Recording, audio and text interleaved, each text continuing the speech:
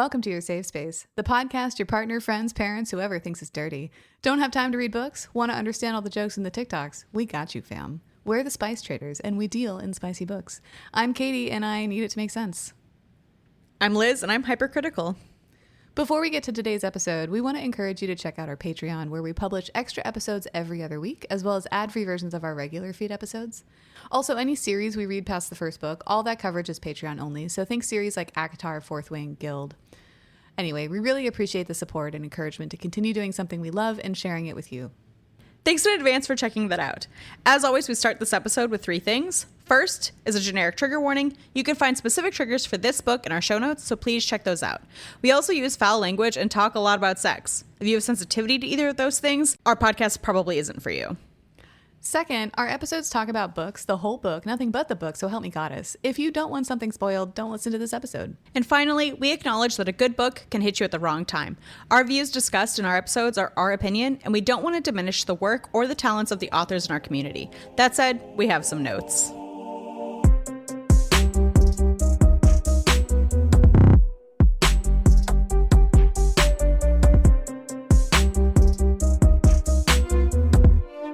What are we talking about today?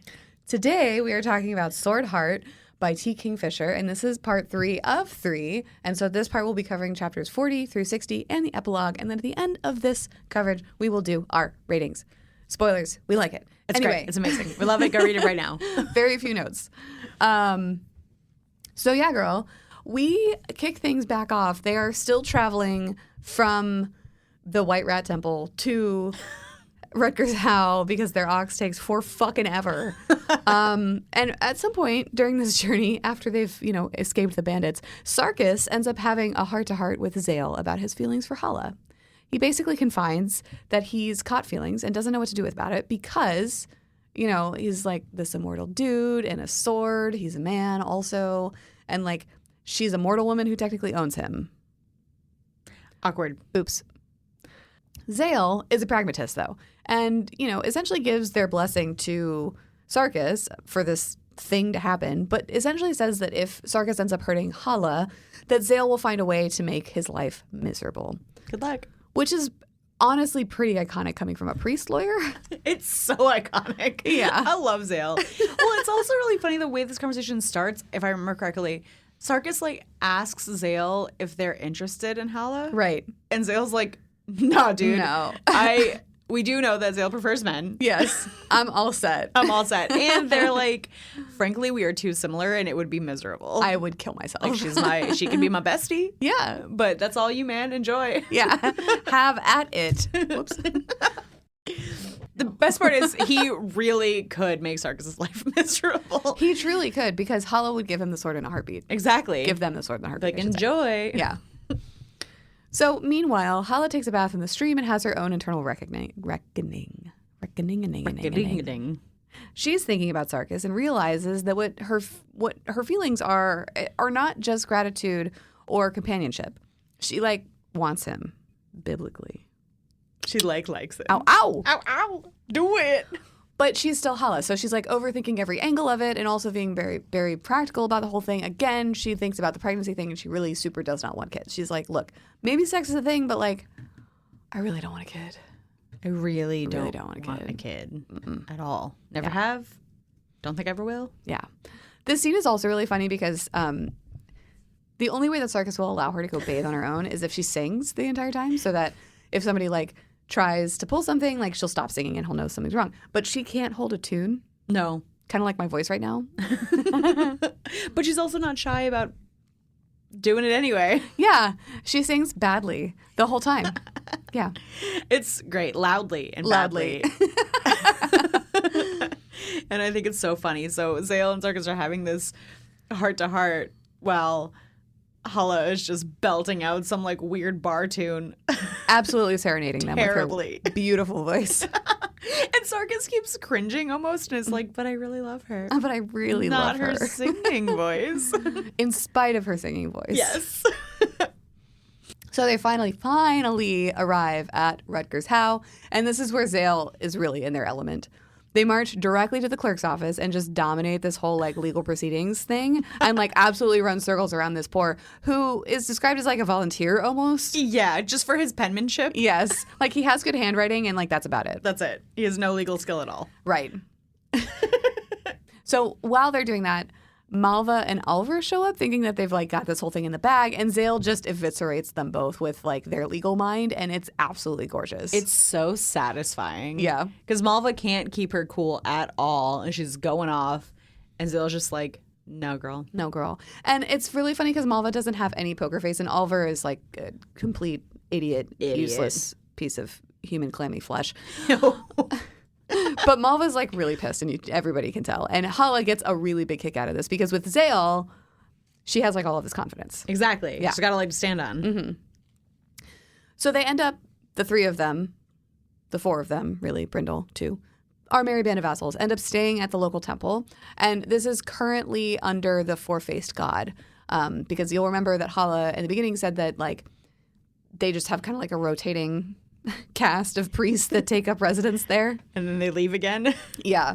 But they're staying there while they wait for the judgment because there's like this legal proceeding where like the house and like all of the things should have been like closed up so nobody was living there, which is really funny because Malva and Alvar are also kicked out. As they should have been originally. Correct. So they stay at this place and the four-faced god priest is like super happy to have another like religious scholar to talk to because nobody else in this backwater town like gives a fuck like he does. He like wants news from the outside world. Yeah, and Zale is happy to like kiki with this person. It's really funny. It's so funny. Zale's great. Zale's great.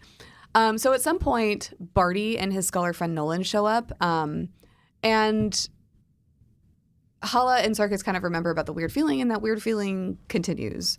But supposedly they're there to help catalog Silas's collection of oddities. And also Barty was the guy that witnessed Silas's will. And so he's going to be important ostensibly for the case that Zale makes too. Yeah.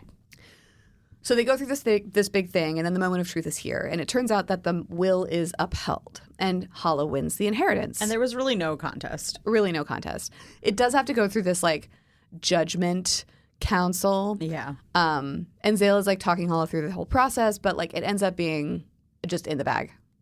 There's no question whatsoever. They all know that Malva's insane. Yeah. And it's delightful. It's delightful. It's honestly so satisfying to read. Like, I just want a series of legal procedurals with Zale. Yeah. And so they celebrate. And at some point, the four-faced god brings Hala aside, and it turns out that Silas's possessed evil prophetic bird had flown away from Malva and Alvar, and this priest has been keeping it like in a room. But it like scares the acolytes. Yeah. And he's like, can you please take this away? They're like, again. And Hala's like, oh yeah, I love the bird. What is with Kingfisher and vaguely possessed avian creatures? I know, right? I love it. So Barty and Nolan are very keen to start cataloging everything in Silas's house.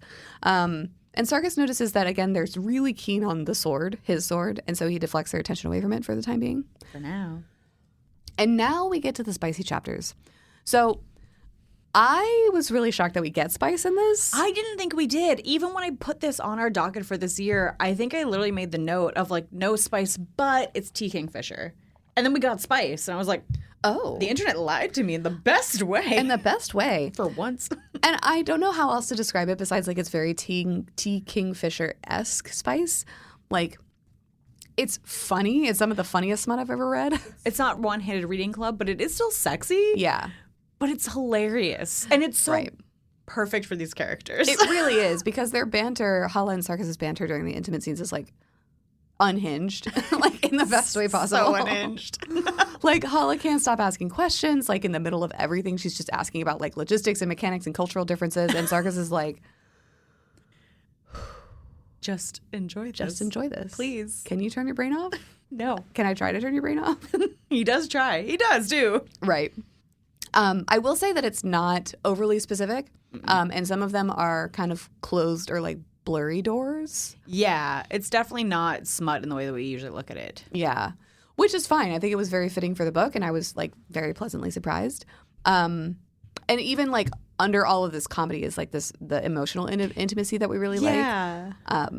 So at some point, Hala voices her anxiety about pregnancy aloud to Sarkis, And she's like, look, we can't do this. And he's like, oh, there's many other things that we can do. Like, I'm with you. I also don't want kids. I'm an immortal that lives in a sword. Yeah. Like, I don't know if we can, but let's not risk it. If you don't want to risk it, I won't do it either. Right. Exactly. And so this first scene that we see is really just them like getting each other off without having penetrative sex. Yeah, which is really delightful. And we get it because these smutty scenes are mostly dialogue and mostly Hala's ramblings. And I don't know if we learn here later, but it doesn't really matter. But like her husband, okay, Hala very much seems to function as a virgin, but she's not. And it's because her husband would like basically come to her room, like once a week for 2.5 seconds, like stare off into space, do her, and then bounce. Yeah. So like there was never any like pleasure or reciprocity in it. So she is, for all intents and purposes, a virgin in a lot of ways. And Sarkis is like, I'm going to teach you some things. I love being a teacher. Like, let me help you. Yeah. I've had many years to practice. And I've been thinking about this a lot. Yes. So stop talking. I love that. But the morning after, even though there's this like clear tenderness and attraction and attachment between both of them, Sarkis is still carrying this weight of a secret that he hasn't told her yet. And this is exactly where things start to go south because he decides that he has to come clean. So he brings Hala into the room with Nolan and asks Nolan to read the inscription on the sword because I don't think he can. I was wondering why he brought Nolan into it because, like, he knows what it says, though. He knows what it says, but I was a little bit concerned of like, or not concerned. I was confused as to whether he couldn't read it or if he didn't want to say it. I know. I kind of thought he didn't want to say it. Yeah. I read it like he was a coward, and that kind of bummed me out. I think that makes more sense. But I could also see if he couldn't read it. Yeah. Either way, he knows what it says, and Nolan reads it aloud, and it essentially reveals that this sword was not just enchanted, but it's a punishment because Sarkis was unfaithful. He was a traitor. He changed sides in battle, so he was effectively hired by this dude to do a thing, and then during the battle, he changed sides and betrayed that person. And so that guy ended up winning the war and sentenced Sarkis and then his two generals to this eternal punishment. I had a hard time caring, if I'm honest. I did too. So, like, the sword being a prison versus an enchantment really didn't matter to me one way or the other. And we'll see Hala's response, and I just think it's kind of an overreaction for something that happened So long ago. 400 years ago. And, like, we said this off mic, but he didn't betray her. Yeah. And even when he kind of explains a little bit about it, I don't know. I've never been in war. Yeah, you're a traitor. Fine. But it sounds like it wasn't just for money. It's like we were losing. I was going to lose all my men. This was the only way to keep them alive. And, like, it worked. Yeah. Until it didn't. Until it didn't And they were all anymore. killed. And they were all killed, which, like, I made a mistake. Yeah. Oops. And now I'm paying for it. Yeah. And Hala's like devastated. She's not just angry, but she's like heartbroken. I didn't understand that at all. She's like betrayed. She's like, you lied to me. We had sex last night. It just seemed like a non-entity to me. I'd be like, well, that sucks that you're in prison, but we already kind of knew that also. Right. Like this very clearly seems like not an ideal state. Yeah. So like I kind of got that already. And then like she's just like kind of hung up on this like traitor thing. And like I just don't care. Yeah. 'Cause she's like, I trusted you. And I'm like, but you still can. Again, he didn't betray you. This has nothing to do with you. No. And it happened so fucking long ago. None of these people are even alive anymore. And you can't say he didn't learn from his mistakes. Like, he's endlessly loyal to you. And it makes me think of, oh my God, what is it? Slade. Yeah. In the Guild series where she's like, you're a nice guy, blah, blah. He's like, no, I'm good to you. Mm-hmm. And I feel like that's really all that matters. Like, who cares if Sarkis was a traitor 500 years ago? Yeah. Not me. Exactly. Like, and the thing, like, Sarkis doesn't even try to, like, really explain himself here very well. Because I feel like Hala's practical enough that if he had said, like, look, I felt like you were not in a position to say no. Yeah. That's why I didn't tell you. Exactly. And now you are, and I'm telling you now. And that's why I didn't tell you before. Right. Yeah. Also, I thought this was going to be short-lived anyway, and, like, now we actually have feelings. Yeah. I wasn't trying to trick you into bed or anything. Exactly. Like, her reaction doesn't make any sense to me. It doesn't. Yeah, so she essentially gives Sarkis his own sword and tells him that he's free and that she doesn't want to be his jailer. But, like, this is where everything kind of goes sideways because, like, it's clear that Barty and Nolan were waiting for this exact moment. That's the other thing that made me mad because Sarkis was, like, side-eyeing Nolan for being sus and then, like, explains all of this In front of Nolan. Yeah. Knowing, or at least believing that Hala's going to take it badly. Right. So it's like, you set yourself up here. Yeah, I wish he had, like, asked Zale to, like, read the inscription. Yeah. Or, like, tell Zale what it meant and then have Zale tell her. Exactly. Right. If he didn't want to do it himself. Like, I don't know why you brought in the one person you're suspicious of. Yeah. That was so strange to me. And then he's, like, shocked that it goes badly. And I'm like, okay. Yeah. Men be men, I guess. And so because, like, Hala gave up the sword, she, like, said some magic words, like, off camera, Barty and Nolan seized control of the sword, and all of that, like, friendly cataloging and, like, helpfulness was a front to get at the sword. And so we see Sarkis kind of coming out of the sword and realizing that he belongs to Barty now, and he goes berserk. Yeah. And nearly kills Nolan in a rage, but Barty sheathes the sword, and Sarkis disappears before he can get too far. Dun, dun, dun. And, like, Hala, meanwhile, has just kind of stormed off into the backyard. Yeah, she's gone for a walk or something. I'm like, is now the time? I know, and I know Hala didn't mean to, like, it. I do like the way this is written because you see this all from Sarkis' point of view. He, like, goes in sword and he comes back out and he belongs to Barty, and Barty's like, she gave you to me. And as the reader, we didn't see, like, where that switch actually happened. Mm-hmm. And so I was like, no, there's no way she did. Like, no. but she was really mad. So, like, maybe she'd, like, here, take it. Like, yeah. And so kind of seeing the subterfuge later was fun because we'll see the aftermath when she gets home, but, like, that wasn't her intention. No, it wasn't her intention. And I still don't know, like, because she gave the sword to Sarkis. So, like, it's in Sarkis' hand at some point. And then it has to not be in his hand because he, like, Barty clearly gets the sword, sheathes it, and then unsheathes it, right? Yeah. Like, but anyway, we digress. It's a little Scooby-Doo for a hot second. It's a little Scooby-Doo for a hot second. So Hala comes back from her, like, rage walk, and everyone's gone. And she feels that something is wrong immediately. And, of course, who's waiting for her? Alvar. Because, of course, he is. Get the fuck out of my house, bro. Yeah, and it's Alvar and Malva, and she's right back where she started, trapped in a house with both of them. But two things are different, because she's not the same person that she was at the beginning of this book. Nope. And when Malva and Alvar showed up to capture her, Zale was there. And so they kind of had to tie them up as well. And so they put them both in the same room, both tied up. Again. And Zale and Hala are like, this was a terrible idea, but let's make the most of it. Zale says something like, we have to stop meeting this way. Yeah. So they eventually, like, cut themselves loose, and then they fight back. And in this altercation with Malva and Alvar, Hala claims that she's pregnant to shock them. And it does. And it does. Malva is so shocked that she slaps Hala across the face. But this time, Hala slaps Malva back, which I love. And Malva's like, oh my God, you hit me. Malva's so fucking annoying because she's, like, screaming at Hala and, like, calling her a slut and, like, slaps her. And then Hala yells back and slaps her. And she's like, Alvar, you're going to let her speak to me this way? And Alvar's like, I don't know what you want me to do about it. Alvar's such a little bitch baby. Such a little bitch baby with clammy hams. Yes. But during this fight, it comes out that Zale has uncovered that Alvar and Malva have been secretly mortgaging Silas's properties without his knowledge, which is its own level of, like, scumbaggery.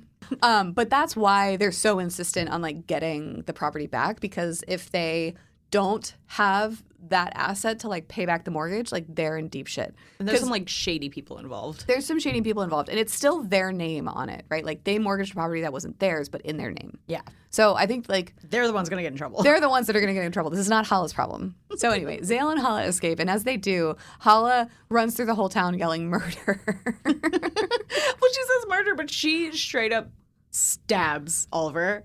Oh, that's right. And I then forgot leaves about that. and is like, murder, but, like, you're maybe the murderer. He doesn't die, but, like. Right. I forgot about that. That's really funny. But I love that it's such, like, a 180, because she's, like, literally in the same position, but this time, instead of having Sarkis, like, pull her out of that situation, like, she and Zale just, like, cause shit mayhem. It's so funny. Chaos agents. Murder! So we cut back to Sarkis, and he's with Nolan and Barty, and he's making, like, these wild threats about what he's going to do if they don't, like, release him.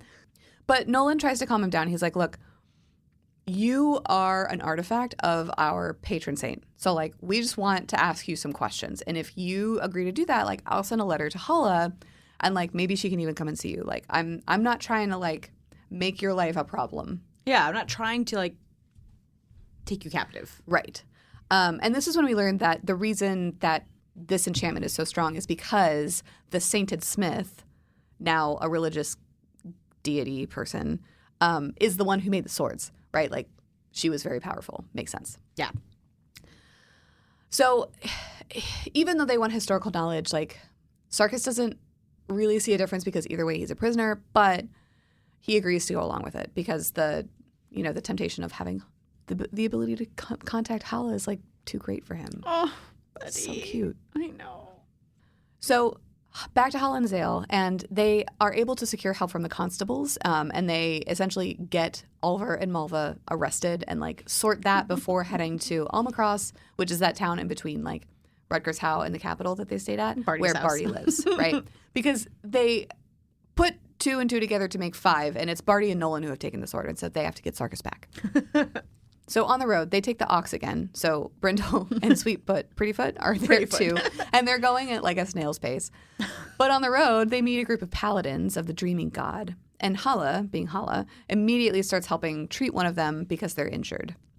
And this is really funny because these paladins are described as being, like, far too attractive. They're just, like, beautiful dumb jocks. Like, so beautiful and so stupid.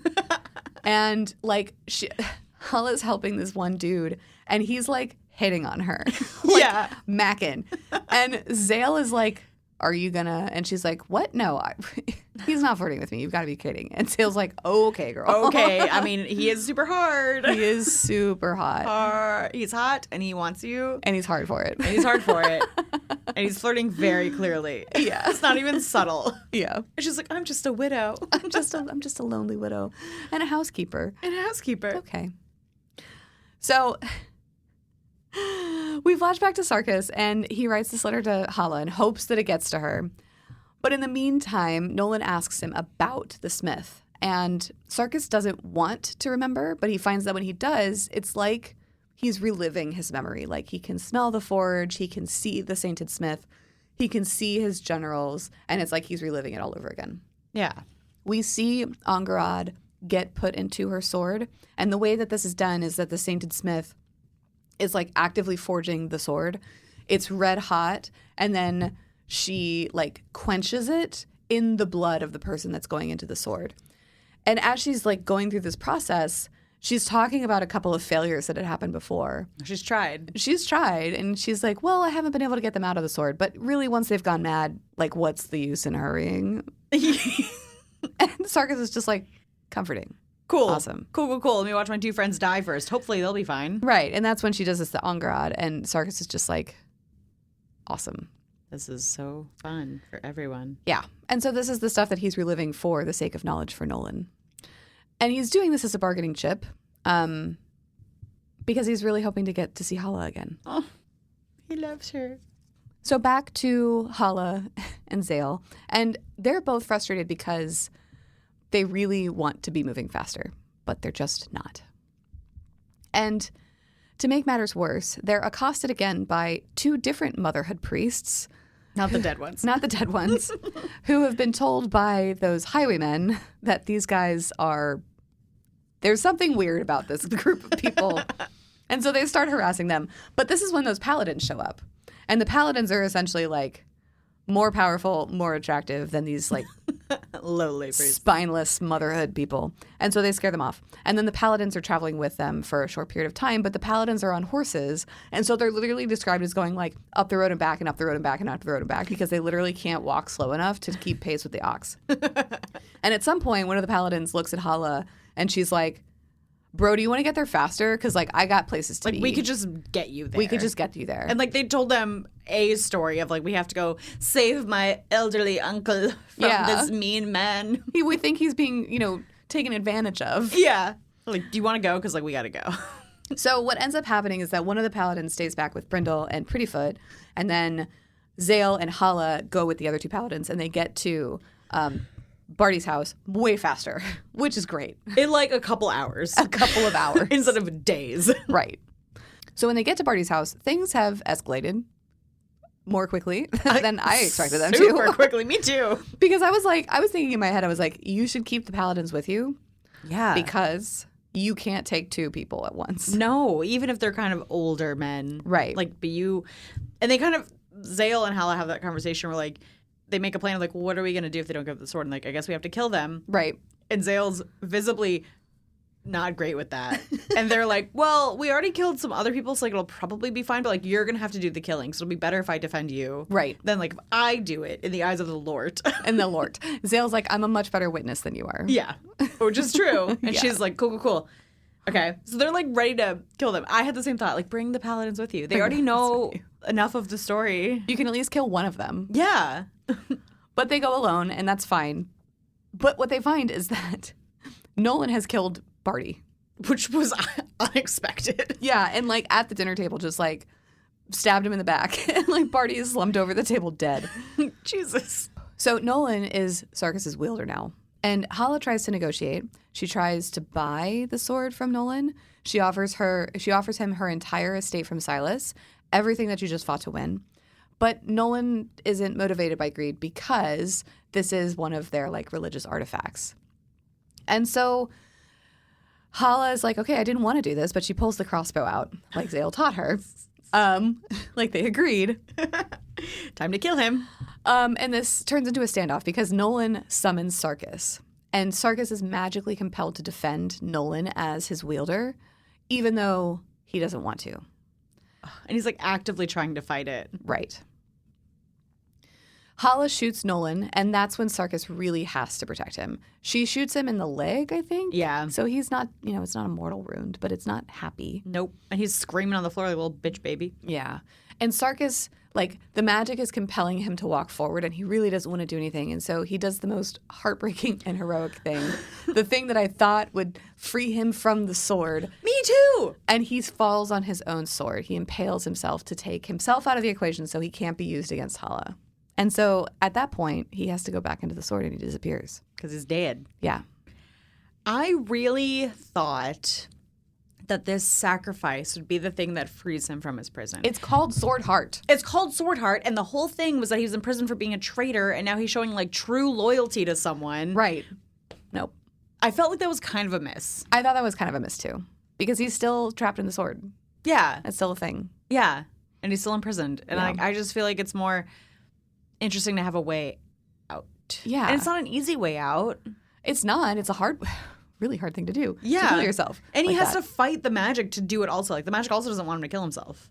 Like he has to force it to happen. Right. He has to like struggle with it, and there's just like this small window of opportunity where you can do it. Yeah, there's this interesting, we don't know a lot of it's magic, but there's like a line from Sarkis' point of view where like the magic got distracted for a second or like confused. Yeah. Like there's like literally a break in the magic where he can like compel himself. Yeah. Which I thought was really neat. I really like that too. And that's where I was like, this is what's going to free him. And then No. But I am interested to see if that's what happens because the next book I think is already out and it's about the dervish. And so I Yeah. think they are going to go on a journey where like they're going to try to reunite them or I something. want to read it. I do too. When we first started this one, I was like, it's just a standalone fine. But now I'm like, no, I really want to know. I do too. And I just want to be in this world some more. I do too. I'm not sure if the second one is like strictly billed as a romance. So we might not be able to do it for this podcast, but we should read it. Yeah, we should read it. But TBD, I'll look into that. Yeah. Anyway, now that Nolan doesn't have a protector and he's incapacitated because he got shot in the fucking leg, they get the cops down there and Zale smooths everything over because they're a lawyer. And they can do that. Yep. But Hala knows that she can't just pull Sarkis out of the sword again. He has to heal. Even if she draws the sword, he's not going to appear. It's like he takes 2 weeks or something. There's like a rule. So in the meantime, she and Zale go back to Rutgers Howe. Zale helps her catalog all of the stuff in Silas's house. And Hala is essentially in mourning because, as far as she knows, Sarkis is dead inside that sword. So during this time, Hala also learns that she's inherited Barty's estate because he had no heirs and Silas was his heir. And she's Silas's heir. So therefore, she she is the heir. Yeah. And so she's even wealthier now. And Zale's like, I'm going to be with you for a long time because we got to do this house and then we got to do that house. Girl, we got a lot of shit to go through. And so at the end of 2 weeks, Hala draws the sword. She's full of anxiety. She doesn't know what's going to happen. But when she does, Sarkis is there. And he's healed and he's alive. And their reunion is perfect. It's like so cute. So cute and it's so sweet. Yeah. And it's everything I wanted it to be. And they do all the things. They have a little bit of sex. They talk. Yeah. They cry a little bit. They cry. They hug each other. They confess their love. Yeah. It's great. Yeah. And this is when Sarkis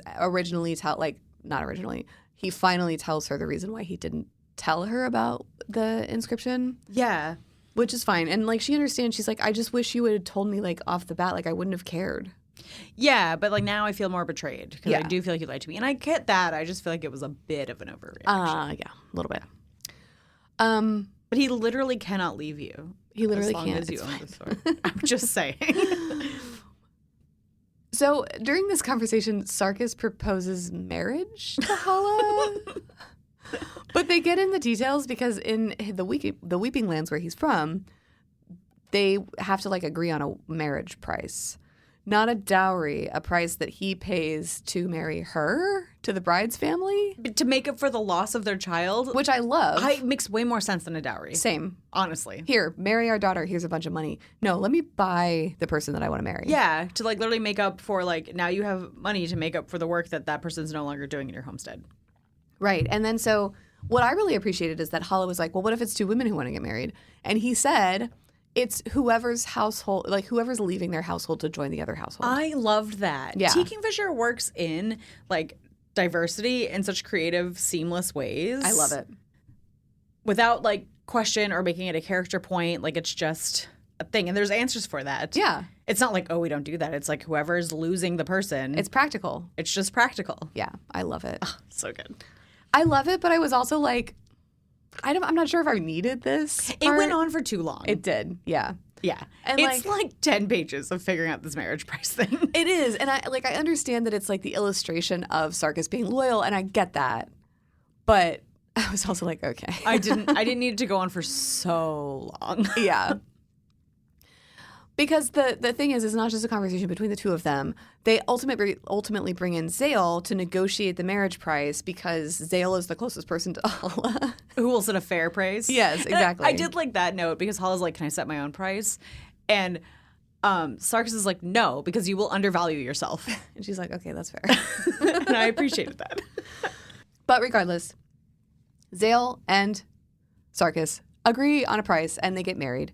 The problem is that Sarkis has no money. Sarkis has no money. I actually don't remember what ends up happening there. He like promises to answer questions for the white rat priesthood. Oh, and get paid for it. Yeah. Yeah, okay, that's what it is. He like donates his time and knowledge to the library or something. And then Zale pays Hala. Exactly. Zale Yeah. like fronts the money. Yeah, that's okay. That was perfect. I liked that part. I just didn't need like the 10 pages of negotiating. Yeah, that's really the thing. So they get married, and then we get an epilogue, and this jumps ahead a little bit into this. Hold on. First, the sex thing. The sex They do thing. have sex. They do have sex. So I think it's in like the 2 weeks when Sarkis is healing. And so Hala and Zale are having a conversation. She talks about how she really doesn't want kids. And Zale, the pragmatist, is like, well, do you remember all the tests we did? Like That's right. When he peed in the jar, Yes. it went away. So if he shoops in you, just sheathe the sword real quick. Yep, you just shoop. And it'll just leave your body. Yeah. And it's so funny because they're both so awkward talking about it because like she doesn't really understand and he's trying to use euphemisms like just sheathe the sword after he sheathes his sword, so to speak. And she's like, what now? And they both like figured out. So yeah, you could just have sex and just Bloop, right back into the sword. ferry it away. Just for a second. No problem. But I'm curious if can he even impregnate her if he like never went back in the sword again? Or what happened if he stayed out of the sword for like 5 years and then you sheath him? Like, does your child disappear? Right. Oh my God. Like, what does I just have questions. Oh my God. I had questions about that too. I also had questions about like, does he age if he's out of the sword for a long time? I don't know. I still wonder about that because I feel like there's some allusion to that, but I think we were talking about this last night. Like mentally he's aging. Yeah. I don't know if his body is physically changing. I'm not sure either. If he just stays out.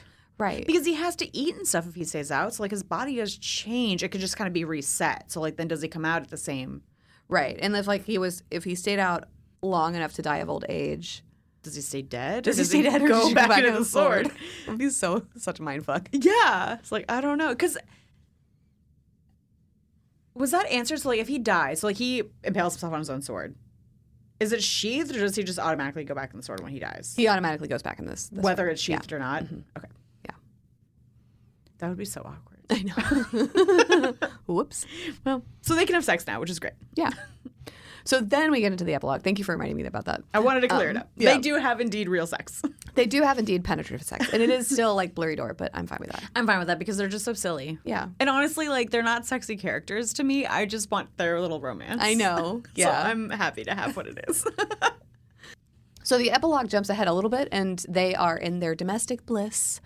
Hala is comfortable and happy, and Sarkis is at peace. They have friends, which is really little cute. community. Yeah. But the very last thing that we see is they get a letter from Zale mentioning, quote, the second sword. Dervish, is that you? It is, yeah. I think it's clearly a teaser for whatever is in the next book, which is about Dervish. And I'm absolutely here for it. I did do a brief little Goodreads goog, and I think it is a romance. Ooh, I love that. Yeah, so like the, real quick, and I think it matters. So the synopsis says, the dervish finds himself bound to a sweet, brilliant, and above all kind young man. And while he may be able to protect Edmund from bandits, cultists, dragons, and strange inhuman diplomats, he may find it much harder to protect his own heart. Aww. And then one of the reviews alludes to the dervish is bound to protect him without falling in love with him. Oh. So I think it is very much a romance. I'm so here for that. That's great. Yeah. I love, okay, so I think that we'll have to see. If it's a standalone, then I think we should just put it on our regular feed if they're like standalone-y enough. I know, because like none of the reviews, they're all mentioning, all of the reviews are saying like Swordheart spinoff. Okay. So I think like they're tied, but I think it could just serve as a standalone. I like that. Yeah. And we have far too many series to finish. Exactly. And we've done that with other books. I think it's the same as like the Viciously Yours. Like you'll see the same characters and hear the same things, but it's not about them. Yeah, I like that. Anyway, that's the end of the book. So let's get into our ratings.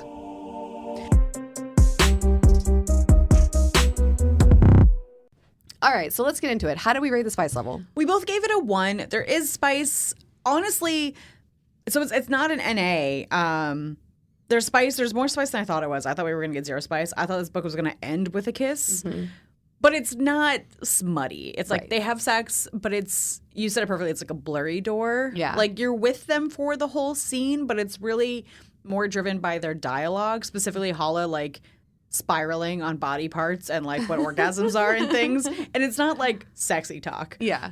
But it still moves the plot. It's just delightful. Yeah. Like I've never read funny smut that's like funny the whole time. But it's not like, it's not smut. No. I wouldn't code it that way. And if someone didn't like smut, like those, I know there's some people don't like to call it this, but like the clean romance readers, I think it would still appeal to you. I think so too, yeah, because it's like mostly, like the most graphic we get is like Sarkis fantasizing about Hala. Yeah. Because even in the moment, like they're really, like you said, it is really driven by dialogue more than anything else. Yeah. And then there's like allusions in retrospect. Like I think Hala is thinking about what he did and is like, he put his mouth where? Oh! Yeah, but like that's it. Yeah. Like there's no penises and like And vaginas. and And like clitori. glistening sheaths. And wet lips. Yeah. Yeah, none of that. None of that. But it's delightful. It is a 1. It's Yeah. not sexy. It's just great. I'm just delighted that we got any. Exactly. That was such a pleasant surprise for me. Yeah. So like this is the one time that it's a 1 and not in a sad way. Right, because it allows us to read more T. Kingfisher on this podcast. Exactly. So that brings us to writing style.